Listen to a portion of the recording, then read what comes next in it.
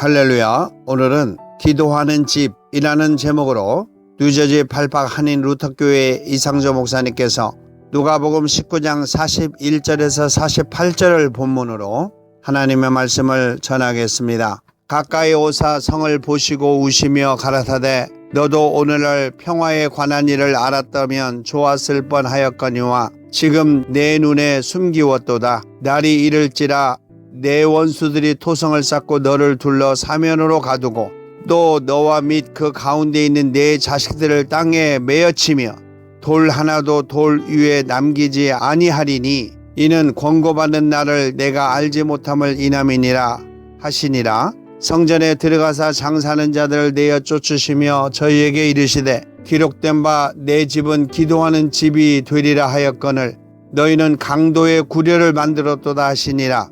예수님께서 날마다 성전에서 가르치시니 대제사장들과 서기관들과 백성의 두목들이 그들을 죽이려고 꾀하되 백성이 다 그에게 귀를 기울여 들으므로 어찌할 방침을 찾지 못하더라. 아멘. 예수님께서 여리고로 들어가실 때에 삭개오라고 하는 세리장이며 부자를 만나게 되었습니다. 그는 예수님에게 관심이 있어서 찾아 나왔으나 사람들이 많이 모여 가까이 갈 수 없고 키가 작아 뽕나무 위로 올라가 예수님을 보고 있을 때에 예수님께서 삭개오가 있는 뽕나무 쪽으로 오시며 삭개오를 불렀고 예수님께서 그의 집에 유하겠다고 하셨습니다. 삭개오는 급히 내려와 기쁜 마음으로 예수님을 자기 집으로 영접하였을 때 사람들은 특히 유대인들은 그들 중에서도 바리새인들은 예수님께서 죄인의 집에 유하려 들어가셨다고 수군거리기 시작했습니다. 이곳에서 삭개오라고 하는 세리는 그 당시에 사람들로부터 죄인으로 인식되었습니다. 왜냐하면 세리며 부자였기 때문에 그렇습니다.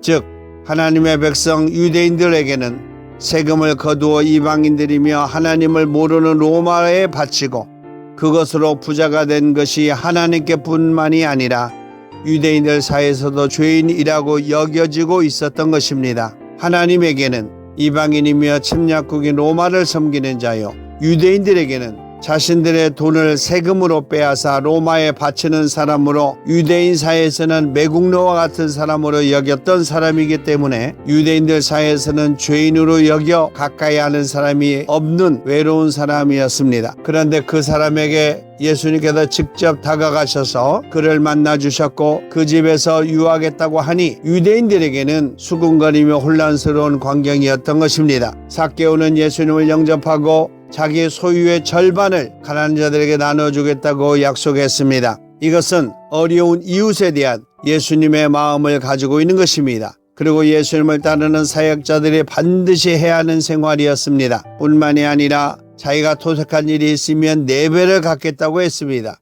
이것은 회개와 같은 것이요 하나님 앞에 자신을 정결하게 하는 그리고 실천하는 믿음인 것입니다. 이것에 대하여 우리 예수님께서는 삭개오와 그의 가족에게 구원을 선포했고 하나님께서 약속하신 아브라함의 자손으로 인정하셨던 것입니다. 그리고 10절에 이것이 예수님의 구원과 복음 사역이라고 선포하셨습니다. 인자가 온 것은 잃어버린 자를 찾아 구원하려 함이니라 라고 예수님께서 말씀하셨습니다. 예수님께서 이 시대를 구원하시기 위하여 오셨다고 선포하셨을 때에 그곳에 함께 있었던 사람들은 예수님께서 로마를 물리치고 자기 민족 즉 아브라함의 자손 유대인들을 구원하실 일을 하나님의 나라가 당장 나타날 것으로 생각하고 있었다고 했습니다. 예수님의 이적과 기적 그리고 예수님께서 부여하신 능력은 이스라엘 즉 유대인들을 로마로부터 구원할 수 있는 왕으로 예수님을 생각하게 되었다는 것을 알 수 있습니다. 12절부터 27절까지는 마지막 시대에 예수님의 뜻을 잘 감당해야 하는 제자들에게 주신 달란트 또는 의무를 문화로 이해할 수 있도록 비유로 설명해 주셨습니다. 귀인이 왕권을 가지려 먼 길을 가면서 한 문화씩 나누어 줬는데 그가 왕권을 가지고 돌아왔을 때 결산하니 10문화를 남긴 사람이 있고 5문화를 남긴 사람이 있는데 게으르고 어리석은 한 사람은 주인을 엄한 사람으로 여겨 그 한 문화를 수건에 쌓아두었다가 그대로 돌려주었기 때문에 주인으로부터 책망을 받는 내용이 있습니다. 이 내용에서 중요한 것을 발견하게 됩니다. 10문화, 5문화를 남긴 사람은 그렇게 생각하지 않았는데 한 문화를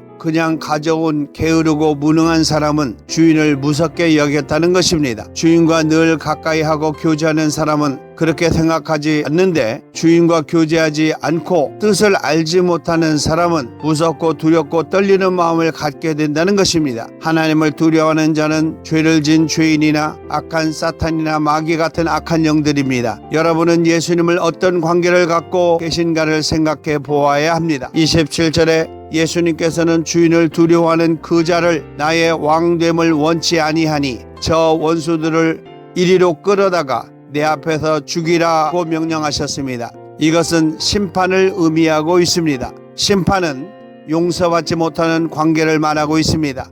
사랑은 없고 공의만 있는 것입니다. 이 공의를 가지고는 두려움과 무서운 심판, 즉 지옥의 형벌밖에 없다는 것을 강력하게 알려주고 있는 내용인 것입니다. 이곳에서 왕은 유대인의 왕으로 오신 예수님을 말씀하고 있습니다. 28절부터 40절까지는 예수님께서 유대인의 왕으로 이스라엘로 입성하시는 내용을 의전행사로 진행하는 것이었습니다.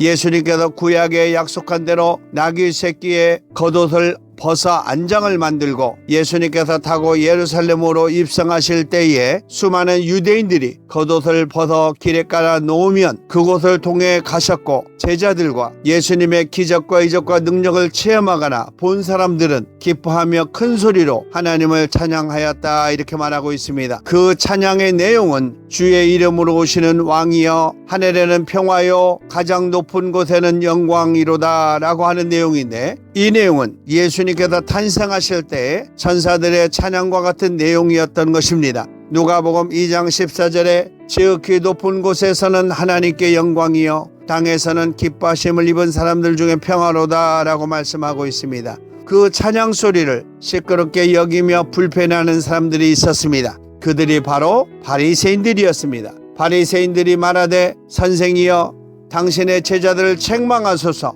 바리새인들은 예수님의 편이 아닌 예수님을 두려워하는 자로 소개되었던 게으른 한 문화를 받은 자들이었습니다. 47절에서 48절에 보면 대제사장들과 서기관들과 백성의 두목들이 예수님을 죽이려고 꾀하되 백성이 다 그에게 귀를 기울여 들으므로 어찌할 방침을 찾지 못하더라 라고 말하고 있는데, 그곳에 백성들의 두목이 바로 바리새인들을 지칭하고 있는 내용인 것입니다. 예수님께서 예루살렘 성에 가까이 왔을 때에 그 성을 보고 우셨다고 했습니다. 그것은 그 성의 멸망을 미리 보았기 때문입니다. 42절에 너도 오늘날 평화에 관한 일을 알았더라면 좋을 뻔하였거니와 지금 내 눈에 숨기웠도다 하시며 우시고 슬퍼하셨습니다.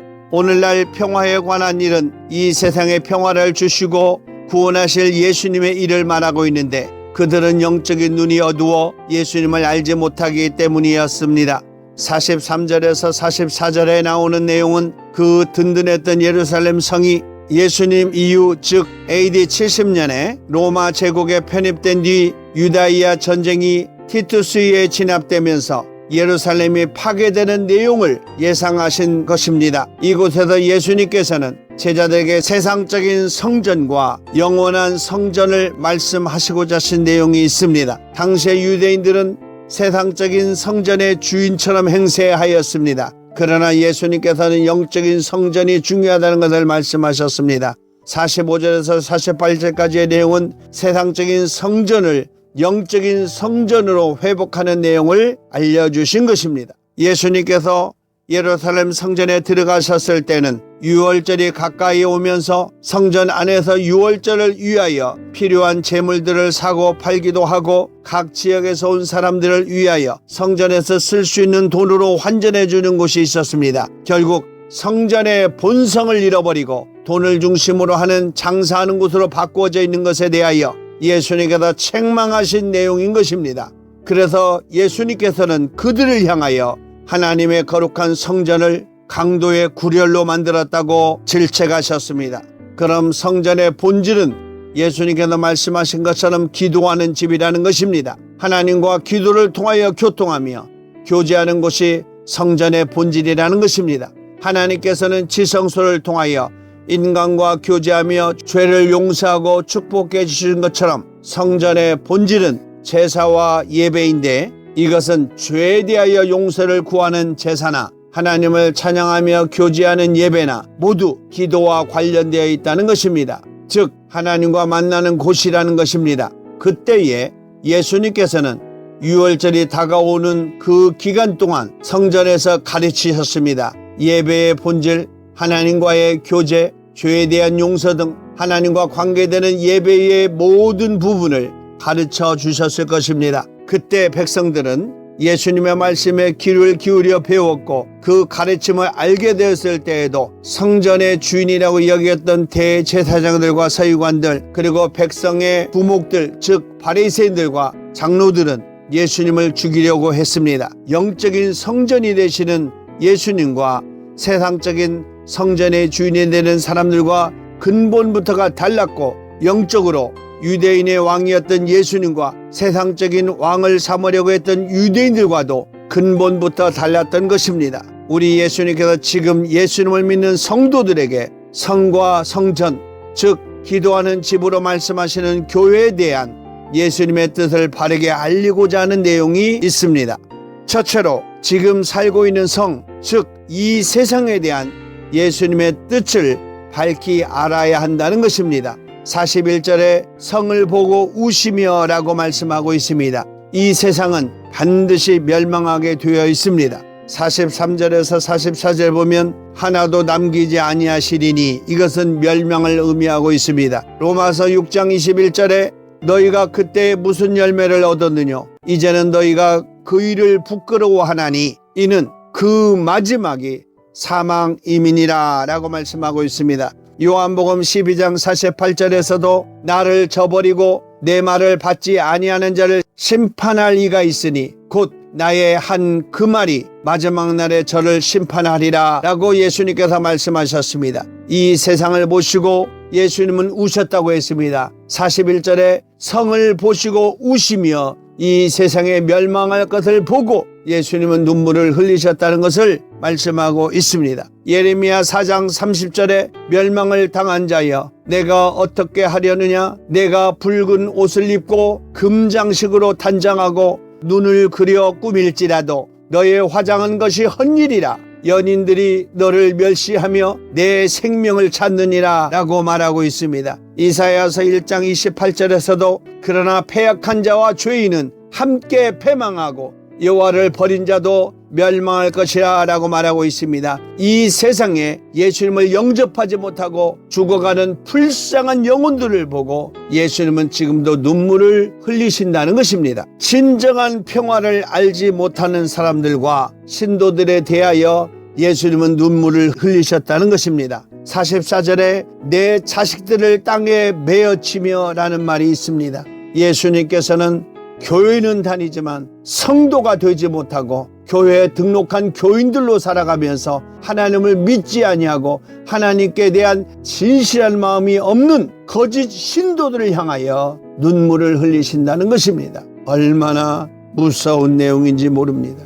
둘째로 성전, 즉 기도하는 집, 지금의 교회에 대한 올바른 믿음이 있어야 한다는 것입니다. 교회는 하나님과 교통하는 곳이기 때문에 기쁨과 감사 그리고 거룩한 곳이 되어야 한다고 말씀하고 있습니다. 45절에 장사하는 자들을 내어 쫓으시며 라고 말하고 있습니다.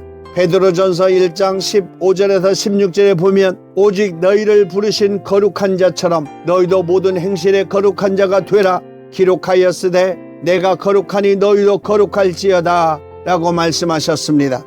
요한복음 17장 19절에 또 저희를 위하여 내가 나를 거룩하게 하오니 이는 저희도 진리로 거룩함을 얻게 하려 함이니라 라고 예수님께서 말씀하고 있습니다. 예수님께서 거룩하게 된 이유는 예수님을 따르는 성도들을 거룩하게 하기 위해서 그렇다는 것입니다. 그러므로 예수님을 믿는 성도들은 기쁨과 감사함으로 거룩한 삶이 되어야 한다는 것입니다. 그래서 교회가 돈이 중심이 되는 강도의 구렬이 되어서는 안 된다는 것입니다. 46절에 강도의 구렬을 만들었도다 라고 말하고 있습니다. 현대교회가 돈이 중심이 되어서 강도의 구렬이라고 예수님께서 한탄하신 내용도 생각해 봐야 할 것입니다. 디모데전서 6장 10절에 돈을 사랑함이 일만하게 뿌리가 되나니 이것을 사모하는 자들이 미혹을 받아 믿음에서 떠나 많은 근심으로써 자기를 찔렀도다 라고 말하고 있습니다. 누가복음 16장 14절에 바리새인들은 돈을 좋아하는 자라 이 모든 것을 듣고 비웃거늘 이라고 말하고 있습니다. 마가복음 14장 11절에 저희가 듣고 기뻐하며 돈을 주기로 약속하니 가룟 유다가 예수님을 팔아 넘길 기회를 찾더라 라고 말하고 있습니다. 마태복음 28장 15절에 군병들이 돈을 받고 가르친 대로 하였으니 이 말이 오늘날까지 유대인 가운데 두루 퍼지니라 라고 말하고 있습니다.